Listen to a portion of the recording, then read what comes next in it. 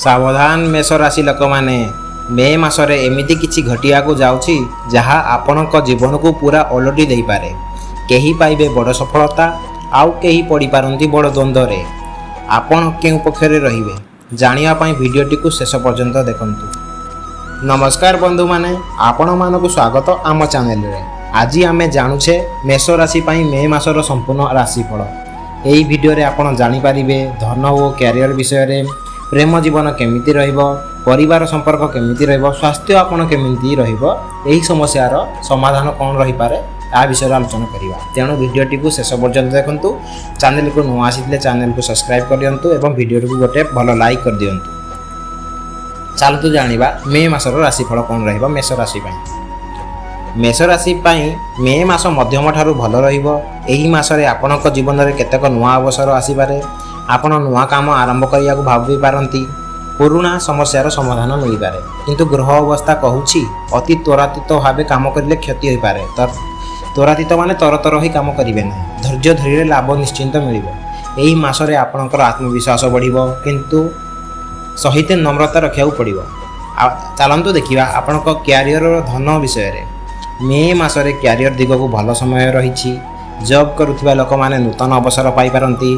Promotion भी मिल पारे। आपणक मालिकंक ठारू समर्थन मिलिबो। व्यवसायी माने नूतन डील मिल पारे। लाभ हेबो, किंतु सहयोगींक ठारू सतर्क रहिबे। धन संपर्क चलन देखिबा अटकी थिबा टंका फेरी आसी पारे। नूतन इनकम सोर्स मिल पारे। सतर्कता कोन रखिबे, अनावश्यक खर्च करंतु नाही। बड़ विनियोग पूर्व विचार करंतु। चलंतु देखिबा आपणक प्रेम और विवाह जीवन केमिति रहिबो। प्रेम जीवन में यही मास मिश्रित फल दे पारे देखा जीवो। सिंगल लोक माने नूतन जड़े व्यक्ति सहित परिचय हो पारे। प्रेमर आरंभ हो पारे।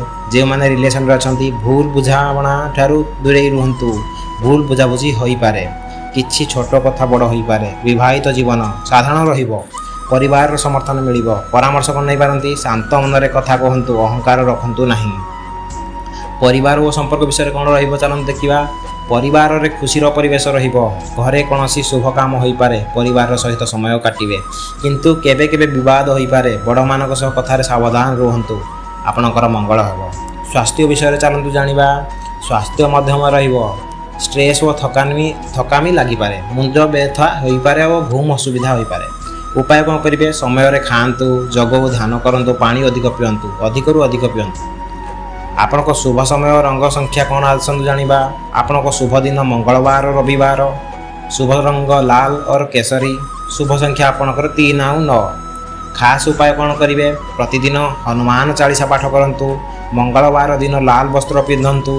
गरीब लोक को दान करंतु। मंदिर को जाई पूजा करंतु। यही उपाय कले आपणक जीवन में सकारात्मक परिवर्तन आसीबो। यह थिला मेष राशि पई मे मासर संपूर्ण राशिफल। जदि वीडियोटी को भल लगी थाए लाइक करंतु, शेयर करंतु, चैनल को सब्सक्राइब करंतु। आपणकर राशि कमेंट रे लिखंतु। धन्यवाद।